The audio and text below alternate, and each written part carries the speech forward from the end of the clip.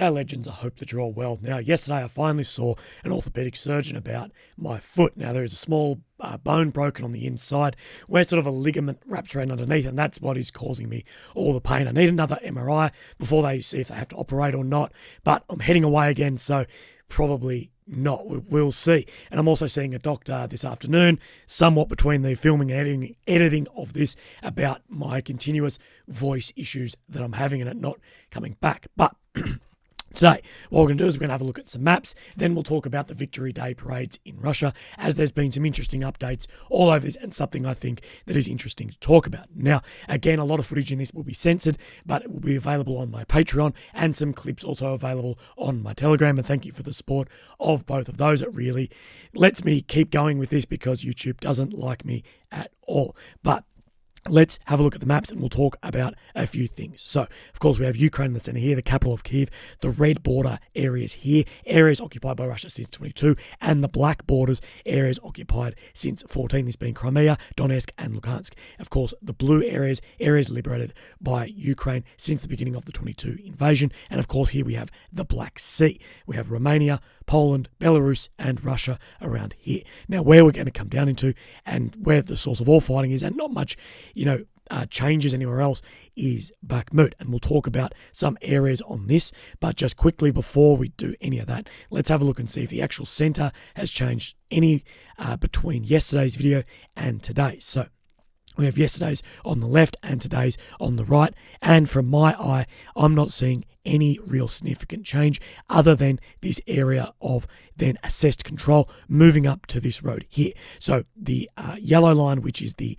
claimed control from the Russian forces, hasn't changed over the past 3 or 4 days, but the assessed has creeped up as Russia has been assessed more and more in the center. But we will be talking more about an area that around Bakhmut that Ukraine has taken a large chunk of land. So we have a few videos here, and I apologize for some of the translation and also that some of the footage I will not be able to actually show here. But what it's talking about, and we have here a Wagner sources map, we have this section down here, which is showing area that has been taken by the Ukrainian forces. Now, can we compare the actual Wagner map to the ISW? It is difficult, and I will say as well today, the deep state map has not been released for the past 48, 72 hours now, so we don't have any of those to go off. But what I'm seeing is this road is this one through this location and through here. So it is showing fairly similar, at least maybe on, they are claiming the control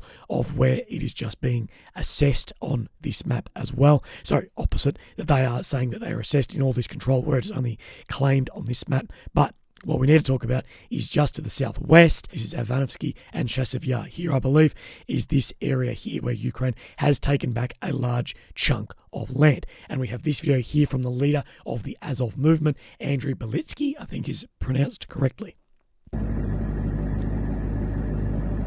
Слава Україні! Доповідаю. В результаті наступальних дій 3-ї окремої штурмової бригади Збройних сил України розгромлені підрозділи 72-ї бригади Російської Федерації. Фактично повністю знищені 6-та і 8-ма роти даної бригади. Розбита бригадна розвідка. Знищена значна кількість бойових броньованих машин. Захоплена значна кількість полонених. Так званий 3-й штурмовий загін ЧВК «Вагнер» поніс великі втрати. Наступальні дії велися в смузі шириною 3 кілометри і глибиною 2 кілометри 600 метрів. Вся дана територія повністю звільнена від російських окупаційних військ. До бійців 3-ї штурмової бригади. Для мене велика честь битися поряд з вами, служити разом з вами, командувати вами. Ви справжні бійці, справжні герої, які показали, що таке український бойовий дух. Слава Україні! So then we hear about this region being taken under control. Now that is being shown on the Wagner map here, and also people are showing on the live UA map this area here. So just to the south of Stopochki here, and I believe that these maps haven't really updated that much here, as it's only showing this small bit of land here and still all this assessed control. So of course we have Stopochki here, and this borderline here where they're saying that the Ukrainian forces have taken in here is symboled by this borderline in here. So it's difficult to show on the map. That's why the deep state's good if you can roll back and forward through there. But definitely a significant loss of land there. And as we've heard Wagner leader Yevgeny Prigozhin say before, that the flanks are not being completely controlled by the Russian forces who are meant to be taking up from the Wagner on those areas, such as the VDV. And also we will hear then Prigozhin also talking about then the forces from the Gazprom PMC, Gazprom being Russia's biggest company, private sort of, also owned by the government as well in there too. So let's look at what Prigozhin has to say. Now, this video from Prigozhin was released by War Translated, but is in line also with, I believe, the 72nd. So there is some cuts and as well some footage in this that I can't show. And I've been trying to find a full-length video of this without any cuts, but it's a little bit difficult, but I think I've got some that I'll show you after this as well. So here we go. По позициям, слышали то, что происходит. У нас армия бежит. Бежит, потому что 72-я бригада сегодня просрала 3 квадратных километра, на которых у меня погибло порядка 500 человек. Открываю боевой чат, в котором сыпятся сообщения. Факел не придет. Война будет проиграна. Всех с праздником. So here we have, I believe, the first part of this chat, but not the full thing. Распоряжение, в котором было четко сказано первое.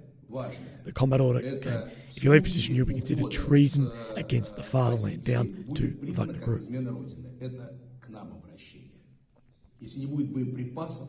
He talks about the lack of ammunition and who he's actually betraying. There's another video where Yevgeny Prigozhin is calling out both and Shogu, 2 senior members of the special military operation, about this lack of ammo. It's been happening for months and months.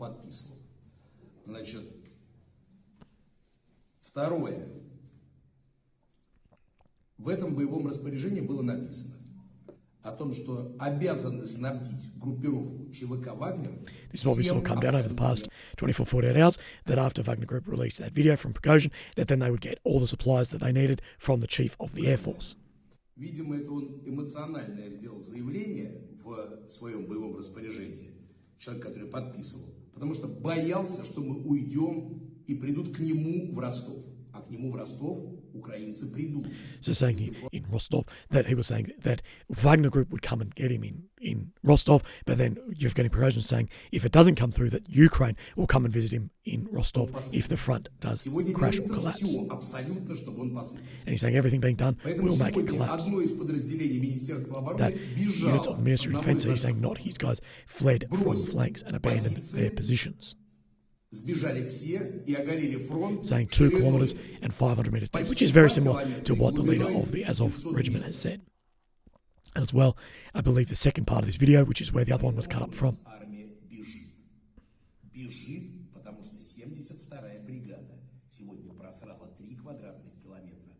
Saying that 500 of their guys had died because the 72nd Brigade had lost 3 square kilometers of guys protecting that flank, I believe. Потому что это был стратегический плацдарм. Они просто взяли и драпанули. А как вы слышали, факел, голубой факел, Gazprom PMC, анальный факел, такой специальная пробочка в жопу, они разбежались точно так же, как и 72-я бригада. Это факт.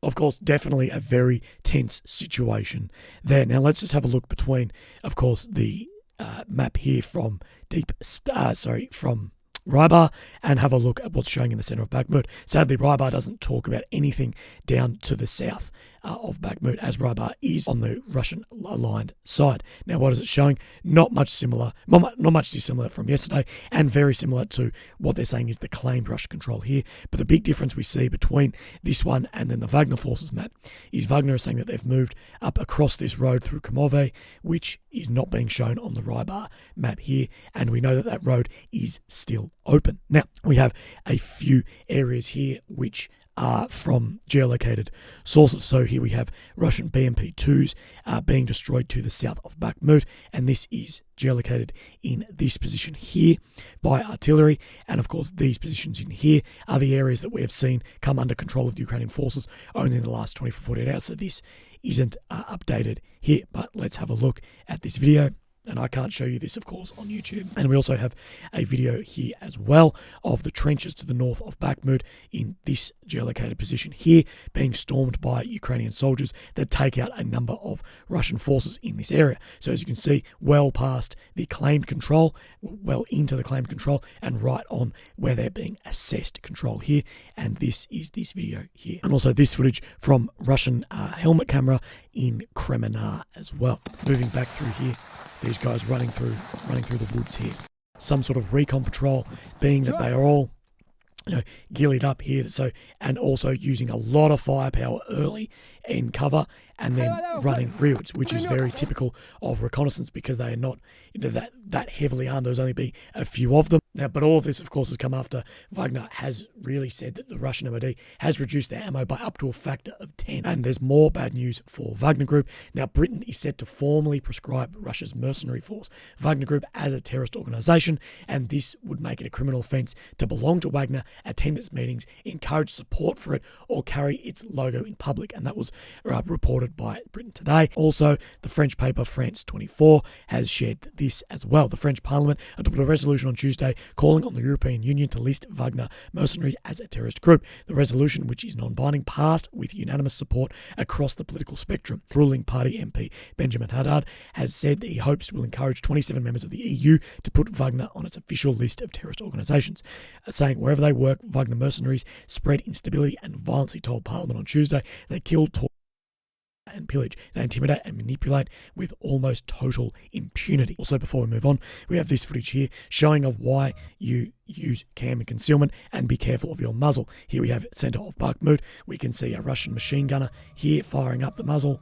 You can see the firing. Yesterday, Russia held its Victory Day parades for the 9th of May, which took place all across Russia, although 24 were reportedly cancelled or downsized significantly this year. And this has raised the question a lot about the idea that Russia has nothing left, with this being the shortest ever parade and also the aerial aspect being the planes and choppers cancelled. So let's talk about this a little bit, as the running through the media and social media is that this is proof that Russia has nothing left. Now, participating in the parade was a single T34 tank at the time, and cadets, which is very different from the previous years of hundreds of vehicles and full-time professional soldiers. Now, the Lone T34 is being used as the symbol by the media and social media for the lack of Russian hardware, although this definitely isn't the first time we've just seen a Lone T34 during these parades. And the pro-Russian pages are stating that in 2016 and 18, these featured just a Lone T34 tank. Now, this is somewhat correct, as the tank did come out from itself, but these parades definitely did include also the usual large convoys,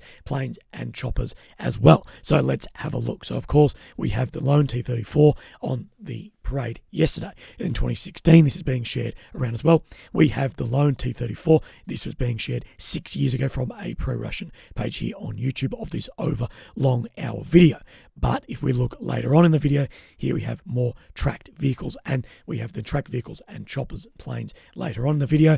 Also in 2018, you can also state that the Lone T34 bearing the Soviet flag here was out there, similar photo to what we saw yesterday. But later on the parade, we then have these large mobile artillery systems here, and as well planes here as well, and the choppers. And these videos are from 5 years ago, from the 2018. So saying that it was the same as those parades is definitely incorrect as well. And what I will say is the word cope, that's not an argument. You can't use the word cope for an argument using it for anything that you just don't like. Now, we know that the Kremlin was likely setting the scene for a smaller parade with strikes early this week, which are most likely an inside job. And if they're not an inside job, even more embarrassing, those strikes upon the Kremlin. The idea that Russia doesn't have a single other tank to roll out on the square is unequivocally incorrect. For instance, the most modern battle tank, the T14, which has not been seen on anywhere other than the parade or in some dodgy photo, to my knowledge, has not taken part in this this conflict at all, although we do know that these tanks have been riddled with issues, and their use much off a parade ground has had serious doubts, and even on the parade ground, they have been reported to have broken down previously, or as some say, they left the handbrake on in these vehicles, but it stopped during that parade. But there's no reason that these could not have rolled out onto the parade ground. But I asked some of you guys on Telegram what you thought, and this was, I think, one of the most reasonable answers given. It's a mix of the tanks being needed for war and probably some of security concerns. Probably two reasons. One, preventing the armour concentration so the trains carrying them for the parade couldn't be bombed or whatever various ways they could be attacked. And two, to limit the length of the parade due to security concerns. A 2 to 2.5 hour parade, like usual, would be much higher risk than a shorter one, especially since some important Russian figures were going to be present. And that is very true. Now, I think why didn't we see much here? I think it's a bit of column A and a bit of column B. Of course, Russia has had huge armoured losses through this war, primarily due to poor command, tactics, and a severe lack of combined arms capability, being between the Air Force, Navy, and the ground forces as well, most notably being the lack of air superiority. And these armoured losses also being exacerbated by that Soviet-era tanks have a design flaw for modern weapons. Soviet T-series tanks have a much lower profile due to most weapons of the time being from a front linear attack, and now modern weapons, most notably the N-Lord, Javelin, and drones, are top attack, top down, hitting the much more vulnerable, less armoured locations on these tanks. And this is, of course, why we're seeing Soviet-era tanks popping off their turret, as the autoloader, which is normally fairly protected from frontal assault, is not as protected from top attack, cooking off the ammo and blowing up. That said, I've no doubts that a few stripped-out tanks or T-14s could have taken place in this parade. Now remember, what you see of a tank is the hull and the weapon systems, but the hardest and most technical advanced bits are inside tanks, and parade tanks don't need any of that. Now, I'm unsure why Putin didn't do this just for the optics of how this looked, and it was being made a mockery of. And I'm sure that Russia definitely does have some more modern T-72 or newer tanks that they could have just put down the parade square, even if those systems were stripped out. But that said, only 4 days ago, it was seen that Russia's defense Minister Sergei Shoigu was inspecting tens and tens of what is said to be the most newly built top-of-the-line T-90 tanks. Now, this comes after Shoigu's run-ins with Wagner PMC. So here we have the video here. So Shoigu with these many of modern-looking T-90 vehicles here. Now, of course, we can only see the outside of these. We don't know what systems are in here. Here is Shoigu here with the tankers. And we can see tens of these, said to be the Provny, which is the most modern vehicle or modern variant of the T-90 and the most modern tank that we see in Russia's arsenal currently. People will point at the T-14, but the T-14 we haven't seen participate in any battles, and we haven't really seen it participate in anything other than on the parade square. Now, what did Putin actually say in his 10-minute speech? Now, the full thing is available online, but I've just pulled out some notable bits that you may be interested in, as I don't think anyone will actually listen to the full thing. But basically putting that the civilization is again at a decisive turning point. Those who gave up their lives for our country in the fight against Nazism, and the fight is one which is rearing its head again today. Once again, we see war that is afoot, but we have been pushing back, fighting against international terrorism to protect the people in the Donbass region and to protect our country. Elite in the West, they keep talking of their exceptionalism, of how they are different and how they are the ones creating a sense of disruption between our people. They are the ones destroying family values, traditional values that make everyone in this planet human. They are forcing their own will on other nations, forcing their rules on others, but it would appear they have forgotten what Nazism is all about. Enforcing their rules on others is where people have pulled out, well, Russia was the one to invade then Ukraine, enforcing their rules and their way. And continues talking about the West. Their impunity is a great tragedy, and that is the very reason why today Ukrainian people are being held hostage. They are being held hostage following a coup, and they are just puppets in a game that is being played by the West. We pay homage to the fallen soldiers. We pay homage to the veterans of America, of the United Kingdom. We pay homage to the heroes and the war heroes from China. We pay homage to the past, homage to the fighters who are part of the special military operations, those who took arms as part of our partial mobilization, the fighters representatives from the Ministry of the Interior who are here today to pay homage to you. I pay homage to you all who defend Russia on the battlefield, all of you who are serving your nation as part of the Great Patriotic War, referring to this as the Great Patriotic War for the Russian people. And many have jumped on many of this and called out and drawn actions by the Russian Federation to being directly contrary to what he is saying in this speech. But that is just a breakdown of the events there that happened. So legends, look after yourselves. If you'd like to support me, of course, links down below. I really appreciate it. But never feel like you'd have to at all. Look after yourselves. Have a great end to the week. And I'll speak to you in the next couple of days. So thank you very much. Okay, bye-bye.